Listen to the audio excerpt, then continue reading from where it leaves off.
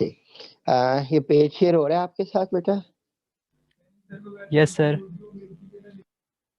Okay, तो जैसा कि हम पहले तीनों डिस्ट्रीब्यूशन के अंदर देखते रहे कि हमारे पास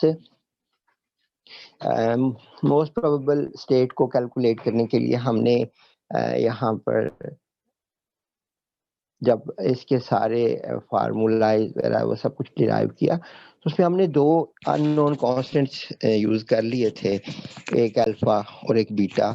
तो आपको याद है हमने अल्फा के साथ किस कंस्ट्रेंट को मल्टीप्लाई किया था?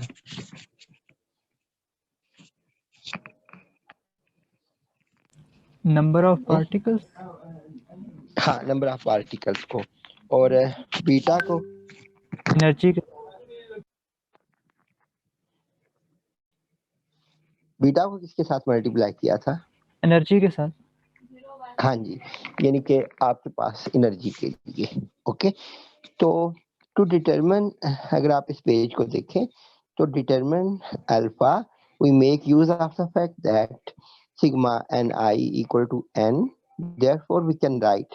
तो ये जो इक्वेशन आपके पास 12.57 है, इस को डिराइव करने के लिए आप क्या करो, ऊपर वाली इक्वेशन के दोनों तरफ समेशन ले लो।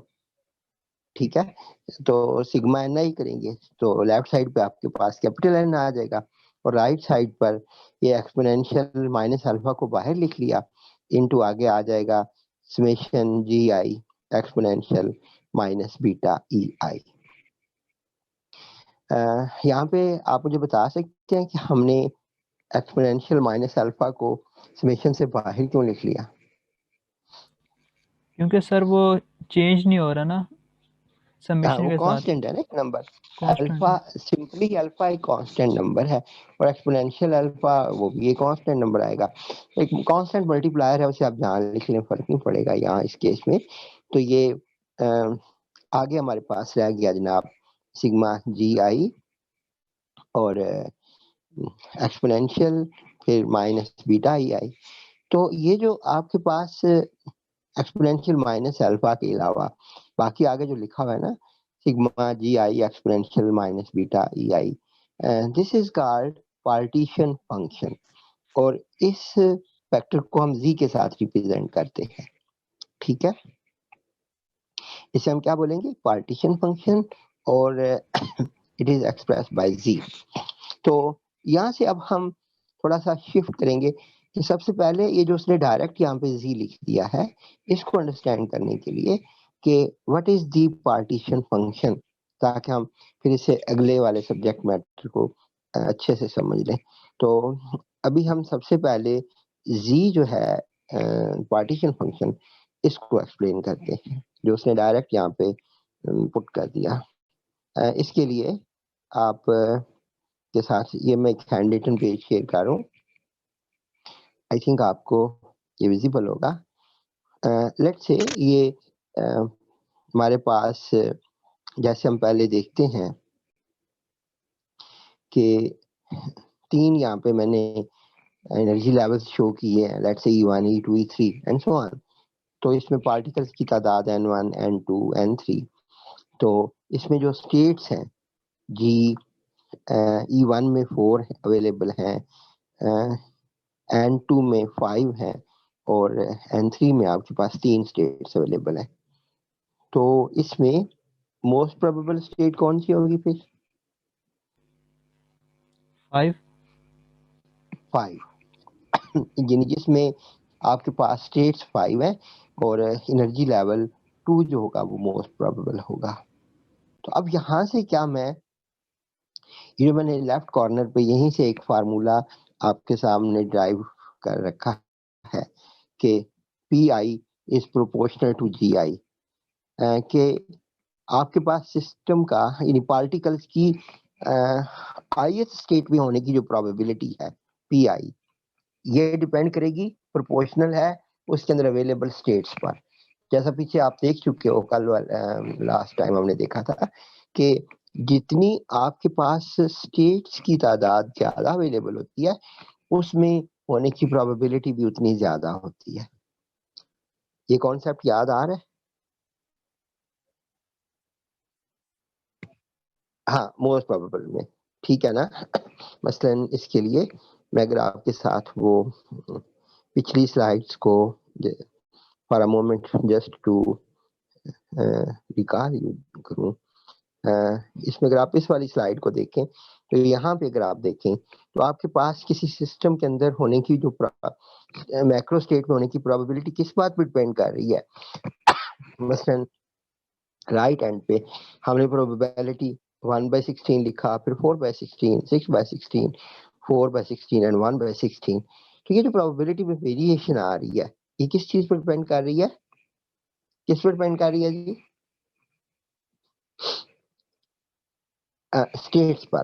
तो from here I can suggest a relation, और वो ये कि किसी पर्टिकुलर स्टेट में होने की यानी एनर्जी लेवल में यानी मैक्रो स्टेट में होने की प्रोबेबिलिटी किस पर डिपेंड करेगी, उसके अंदर अवेलेबल स्टेट्स पर। Therefore from here I will write that कि हमारे पास जो पी आई है it is proportional to G आई। अच्छा, दूसरा हमारे पास जो प्रोबेबिलिटी है वो वेरी करती है एनर्जी के साथ। यानी अगर आप इसकी सेकंड लाइन को देखो तो मैंने जी आई के अलावा इसके अंदर एक और टर्म इंक्लूड कर दी है और वो है ई यानी exponential minus E I over K B T. ठीक है, तो जो आपके पास प्रोबेबिलिटी की डिपेंडेंस होगी वो होगी एनर्जी पर, टेम्परेचर पर, और आपके पास नंबर ऑफ अवेलेबल स्टेट्स पर विद इन दैट सिस्टम। और अगर हम यहाँ पे प्रोबेबिलिटी का जो है वो खत्म करना चाहें, सॉरी प्रोपोर्शनैलिटी का साइन खत्म करना चाहें तो कैसे कर सकते हैं? वेरी सिंपली, हमारे पास एक रूल मौजूद है वो हम अप्लाई कर सकते हैं नॉर्मलाइजेशन का, और वो क्या है कि जो सम ऑफ ऑल द प्रोबेबिलिटीज होती है वो आपके पास 1 के बराबर होती है। ठीक है, ओके। और इसमें जो आपके पास E power minus E I over K B T वाला फैक्टर है ना, जो मैंने जी आई के बाद आगे लिखा, that is called Boltzmann factor. ये क्या होगा? Boltzmann factor. और ये बोल्ट्जमैन फैक्टर बेसिकली क्या चीज है, मैं भी ये बेसिकली एक आप यूं कह लें कि प्रोबेबिलिटी की रेशियो है। किस किन दो प्रोबेबिलिटीज की रेशियो है? एक स्टेट के साथ अगर आप किसी दूसरी स्टेट को कंपेयर कर रहे हैं, लेट्स से अगर आप एनर्जी जीरो और एक एनर्जी हायर लेवल पे कोई आप एक एनर्जी ले लेते हो, तो उस लेवल के अंदर अब इन दो को इनके अंदर पार्टिकल्स के होने की प्रोबेबिलिटीज को अगर कंपेयर करोगे तो that factor will called Boltzmann factor. ठीक है, यानी ratio of the probability of a particle being in a energy level E to the probability in the zero level. ठीक है, तो ये जो रेशियो होगी that is called Boltzmann factor. इस पे हम डिटेल में बात करेंगे अभी जब हम मैक्सवेल डिस्ट्रीब्यूशन के अंदर मजीद कुछ पैरामीटर्स के लिए डेरिवेशंस करेंगे। ओके, तो अब फ्रॉम द अबव जो मैंने डिस्कशन की है, इसके बाद ये जो मैंने फार्मूला लिखा है आपके पास N I over capital N, तो क्या मैं इसको लिख सकता हूँ?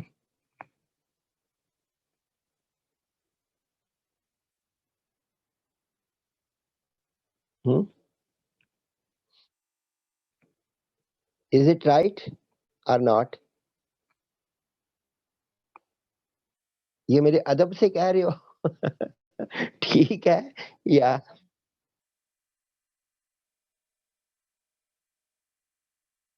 समेशन यूज कर? एग्जैक्टली, यानी आपके पास टोटल में से किसी आयत लेवल के अंदर होने वाले लाई करने वाले पार्टिकल्स की जो रेशियो है एन आई। ठीक है, तो एन आई वो ज़रा भी जैसे मैंने ऊपर कहा आपको G I into E power minus E I over K B T के बराबर, तो एन के लिए ये मैंने इस उसके अंदर तमाम के अंदर होने की वो जो थी उसको सिग्मा ले लिया, सम अप कर लिया। ठीक है, अच्छा, अब इस ये जो आपके पास होता है ना यहाँ पे 1/kBt, इसके लिए बेसिकली जो कांस्टेंट है वो बीटा है। जो भी हमने कैलकुलेट करना है ना अल्फा और बीटा, तो उसमें एंड पे जब हम ये रिलेशन ड्राइव कर रहे हैं, अल्फा बीटा के लिए रिलेशंस ड्राइव कर लेंगे, तो यू विल सी कि जो आपके पास बीटा है उसकी वैल्यू 1/kBt होती है। तो अब अगर मैं यहाँ पर 1/kBt की जगह पे बीटा पुट कर लूं, तो मैं इसी ऊपर वाले रिलेशन को सिंपली इस तरह से लिख सकता हूँ, G I over sigma G I E power minus beta E I. तो ये जो नीचे आपके पास डिनोमिनेटर में फंक्शन आ रहा है ना, summation G I E power minus beta E I, this is basically partition function. और यहां से अब आप समझ गए होंगे कि ये बेसिकली करता क्या है। ये प्रोबेबिलिटी की पार्टीशन करता है कि इस एनर्जी लेवल के अंदर पार्टिकल्स के होने की प्रोबेबिलिटी इतनी है, इसमें इतना वो प्रोबेबल है, इसमें इतना वो प्रोबेबल है। तो इसका मतलब कि वो हमें पार्टिकल्स की डिस्ट्रीब्यूशन बताता है। तो therefore I can define it as कि जो बेसिकली जो मेरे पास पार्टीशन फंक्शन होगा, partition function indicates how the particles are distributed, are partitioned among various energy levels। ठीक है, यहाँ पे यू मस्ट रिमेम्बर दैट कि जो जी आई है ये आपके पास नंबर ऑफ स्टेट्स को रिप्रेजेंट करता है। ठीक है ना, यानी डीजेनरेसी मतलब available states with in a single energy level. तो अगर आप इसको एक्सपेंड करें तो इसको हम यूं लिखेंगे G1 G2 G3, और इसके अंदर से अगर डीजनरेसी ना हो तो फिर जी आई ओमिट हो जाता है, फिर सिंपली रह जाता है आपके पास समेशन यानी sigma E power minus beta E I. और अभी आगे फिर ये हमारे पास इसकी दो टाइप्स होती हैं, सिस्टम पार्टीशन फंक्शन और मॉलिक्यूलर पार्टीशन फंक्शन। ये हम अभी स्पेसिफिक इस आर्टिकल पे आएंगे, तो फिर मैं ये आगे हम इसकी मजीद ये डिटेल्स डिस्कशन करेंगे, यानी इसकी क्लासिफिकेशन में सिस्टम पार्टिकल पार्टीशन फंक्शन से क्या मतलब है और मॉलिक्यूलर पार्टीशन फंक्शन से क्या मतलब है। अभी जस्ट आपको मैंने सिंपली इसका ये थोड़ा सा बताना था कि ये बेसिकली क्या रोल प्ले करता है और ये होता क्या है। और इसी चीज को मैंने मजीद सिंपलीफाई करके यहाँ पे भी इसको लिखा है आपके लिए। ये जो मैंने एक छोटा सा एक बॉक्स साइड पे बना दिया। अच्छा, इसको अगर आप देखें तो ये स्पेशली यहाँ पे N I over G I equals to E power minus alpha plus beta E I. तो ये वाला कौन सा रिलेशन है, कुछ याद पड़ता है? ये सर मैक्सवेल बोल्ट्जमैन की मोस्ट हाँ जी, प्रोबेबल। मैक्सवेल, एग्जैक्टली, बिल्कुल उसके लिए जो डिस्ट्रीब्यूशन, जी बिल्कुल डिस्ट्रीब्यूशन रहा। अब अगर मैं इसको ब्रेक करके लिख लूं तो E power minus alpha into E power minus beta E I. अब E power minus alpha it is a constant, तो इसको मैं ए कह लेता हूँ। और अब अगर मैं यहाँ पर दोनों तरफ समेशन अप्लाई करके जी आई को राइट साइड पे लिख दूं, तो ये नेक्स्ट इक्वेशन आ जाएगी। जब समेशन अप्लाई करूंगा तो सिग्मा एन आई के ऊपर समेशन तो वो एन आ जाएगा, equal to G I A E power minus beta E I. अगर अगर मैं कांस्टेंट को इधर बाहर शिफ्ट कर दूं एन ओवर ए, तो that will be sigma G I E power minus beta E I. तो ये जो एन ओवर ए इस कांस्टेंट की रेशियो होगी, जो कि आपके पास sigma G I E power minus beta E I, this is basically G partition function. Okay, अच्छा, अब हम इससे रिलेटेड एक एग्जांपल करते हैं, तो फिर आपको मजीद इसके बारे में थोड़ा सा जो है वो एक्सपोजर होगा। ओके, हाँ, जी ये वाला इस पेज पे आ जाओ। इसकी स्टेटमेंट कौन पढ़ेगा ऊपर?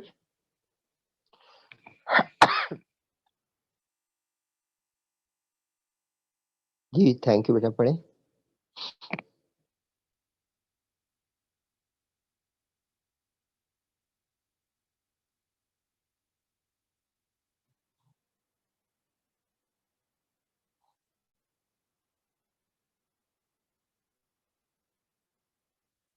ओके, तो फिर वो इसमें बेसिकली हमें क्या कह रहा है?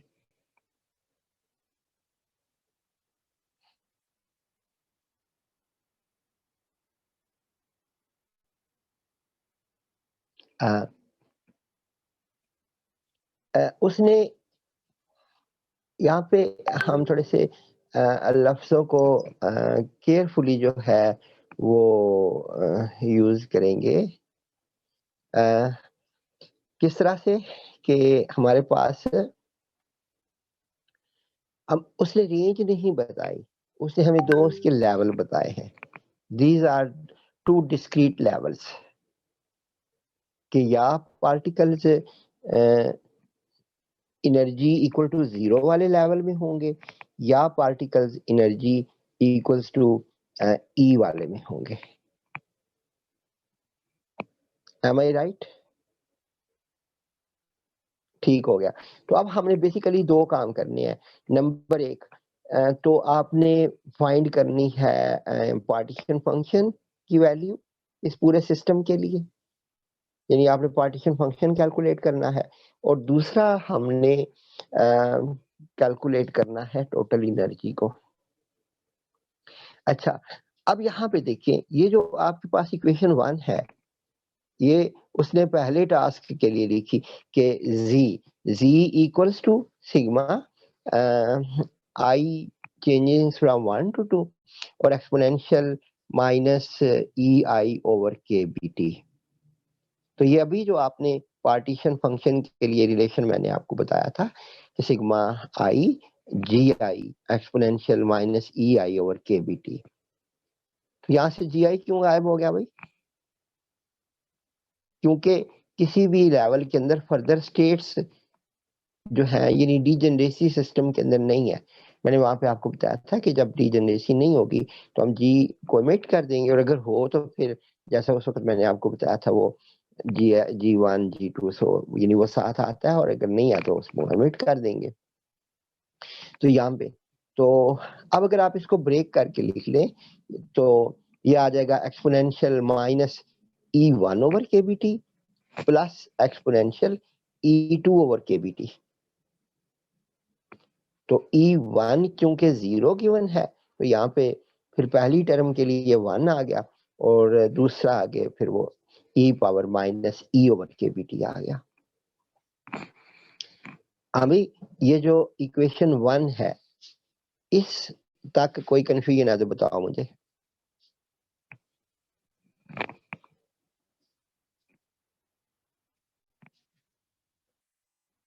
जी आई का मैंने आपसे बोला कि हमारे पास बेसिकली क्या होता है कि अगर डीजनरेसी हो तो फिर जी आई साथ लिखते हैं, अगर डीजनरेसी नहीं है तो फिर जी आई को साथ वहां से ओमिट कर दिया जाता है, क्योंकि आपके पास वो फिर एक ही एनर्जी स्टेट गिवन है उस एनर्जी लेवल के अंदर, यानी वो एक एनर्जी लेवल होगा आपके पास।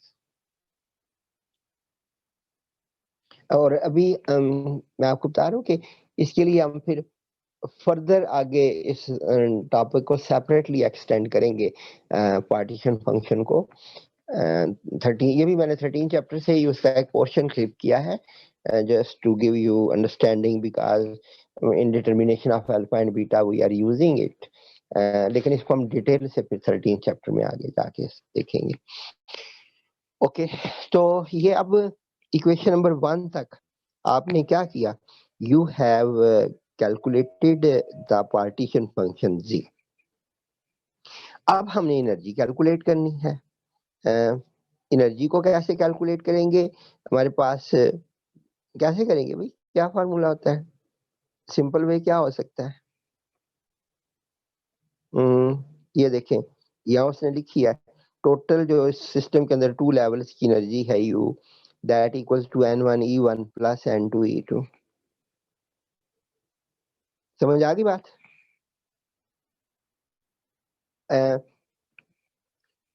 ये रिलेशन कैसे, जैसे पहले बड़ी दफा आपको बताया कि पहले सारे हर एक लेवल की अलग अलग एनर्जी कैलकुलेट करके जमा कर लेंगे, और हर लेवल के अंदर टोटल कितनी एनर्जी होगी जो उसके अंदर पार्टिकल्स में डिस्ट्रीब्यूटेड होती है।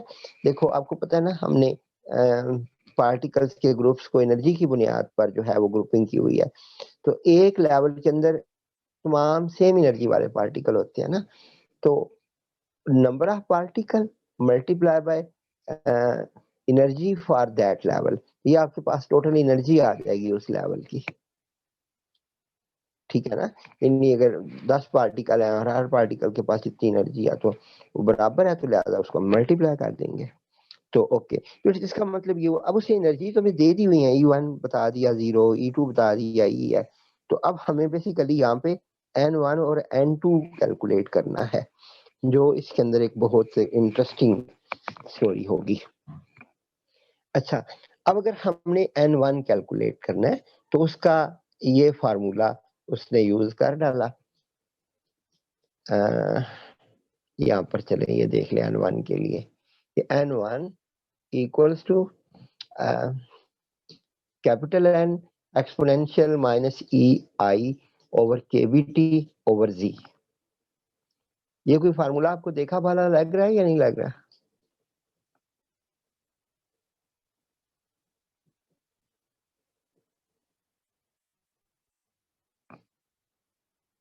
हाँ, ये अभी जो आपके साथ मैंने शुरू में वो हैंड रिटन स्लाइड शेयर की थी, NI ओवर N लिख के, तो ये ओवर वाले N को उसने इधर ऊपर लिख दिया है। तो ठीक है ना, ये तो ये आपके पास N1 आ गया। ये अगर मैं आपको रिकॉल कराऊं तो यहाँ पे ये देखिए ना, ये जो भी आपके साथ ये लिखा था ना कि जो रेशियो है NI ओवर N किसके बराबर है, GI E power minus EI over KBT। तो ये सिंपली बेसिकली मेरे पास अगर देखें तो पहले वो फिगर थी, जस्ट देखें आपके पास हमने क्या किया, चीजों को उनके फंडामेंटल फैक्ट्स के साथ आप अगर कनेक्ट करके याद रखें तो आपको चीजें और उनकी फॉर्मेशन बड़ी सिंपली याद रहती है। बेसिकली आपके पास देखें, ये बड़े काम की स्लाइड है, ये थी जहां से हमने लिख लिया तो प्रोबेबिलिटी उसके अंदर नंबर ऑफ अवेलेबल स्टेट्स के ऊपर डिपेंड करेगी। यहाँ से हम उस बात के सहारे यहाँ पे आ गए कि ये कैसे PI जो है वो नंबर ऑफ स्टेट्स की और एनर्जी के प्रोपोर्शनल है। फिर यहाँ से हमने ये वाला फार्मूला बना लिया कि जाहिर है किसी लेवल में होने की जितनी प्रोबेबिलिटी ज्यादा होगी उतने उसमें नंबर ऑफ पार्टिकल ज्यादा होंगे, तो NI ओवर N की रेशियो ये चीज आ गई। और बटे में अब ये यानी कि जो ओवर में जो कुछ लिखा हुआ है that is equal to Z। तो यही से आप देखें, यानी N1 equals to capital N ऊपर, ऊपर E power minus EI over KBT नीचे Z। तो यही चीज थी जो आपके पास इस वाली स्लाइड में उसने क्या की है, यहाँ पे इस्तेमाल कर डाली यहाँ पे। अब आई थिंक अब आपको ये वाला रिलेशन क्लियर हो गया होगा कि जो भी हमने यूज किया N1 equal to N exponential EI over KBT over Z। Again मैं बताऊं, G यहाँ पे इसलिए इन्वॉल्व नहीं हो रहा कि उसमें किसी सिंगल लेवल के अंदर फर्दर स्टेट्स नहीं बताई, यानी कि इसका मतलब है कि वो एक ही एनर्जी लेवल के अंदर एक ही स्टेट है, तो GI जब एक ही है तो वो उसको मिट कर दिया। तो अब आपने कुछ भी नहीं करना, जस्ट ऊपर कैपिटल N है, ठीक है, और साथ E1 की जगह 0 उसने दिया हुआ है, वो पुट करोगे तो वो 1 हो जाएगा। तो N ओवर नीचे आपने वो ऊपर Z की वैल्यू लिख ली जो पार्टीशन फंक्शन आपने ऊपर कैलकुलेट किया है। तो यहाँ पे आपके पास ये स्मॉल N1 आ गया, यानी number of particles in the energy level 1। अच्छा, अब अगर आप यहाँ पे एक छोटी सी सब्स्टिट्यूशन कर लें तो ये जस्ट नथिंग बस to make the things simple for writing. तो उसने क्या किया कि E ओवर KBT को थीटा के साथ डिनोट कर दिया। तो आपके पास उस टर्म के अंदर ये इक्वेशन जो होगी ये N over 1 plus exponential minus theta over T। And similarly आपके पास n2 के लिए ये रिलेशन आ गया, n exponential minus E2 over KBT over Z। तो E2 जो है वो हमारे पास कितना है, E दिया हुआ है, तो लिहाजा आपके पास ये n2 की वैल्यू आ गई।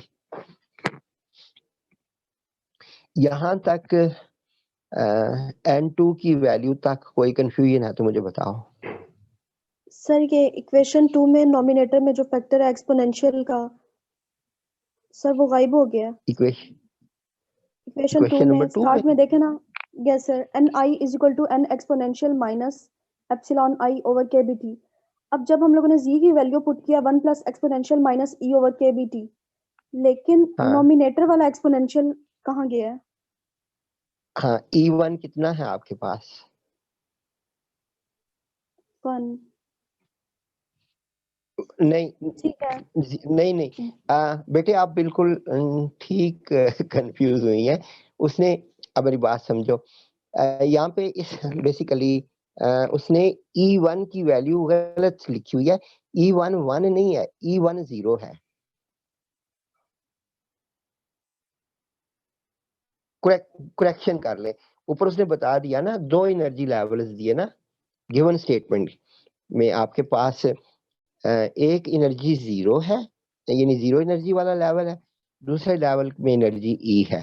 तो यानी E1 आपके पास 0 है और E2 आपके पास E है। तो जब हम यहाँ पे E1 की जगह 0 पुट करेंगे तो एक्सपोनेंशियल वो 0, तो जिस चीज की पावर 0 लो वो 1 हो जाता है। तो इसलिए वो exponential minus EI over KBT वो 1 हो गया, तो n ओवर दिस। क्लियर होगी बात बेटा? Yes sir. हाँ जी, यानी बेसिकली आपने यहाँ पर E1 की वैल्यू पुट करनी है और वो आपको गिवन है 0। ये जो ऊपर उसने लिखा हुआ है ना, E1 is equal to 1 and E2 is equal to E, ये उसने गलत लिखा हुआ है यहाँ पे। इसकी करेक्शन कर लें, E1 0 गिवन है आपको, तो उसने यहाँ पे E1 की जगह 0 पुट किया है, तो ये खत्म हुआ है। ठीक हो गया? एंड सिमिलरली आपके पास ये n2 आ गया। ठीक है, तो अब आपने सिंपली क्या करना है, और ये देखिए जो इक्वेशन नंबर 3 है, इक्वेशन नंबर 3 में एक ये e power minus theta over T के अलावा जो कुछ है n over capital N over 1 plus exponential minus theta over T, ये ऊपर आपने कैलकुलेट किया, ये n1 के बराबर है, तो ये आपने उधर इसको n1 की फॉर्म में लिख लिया।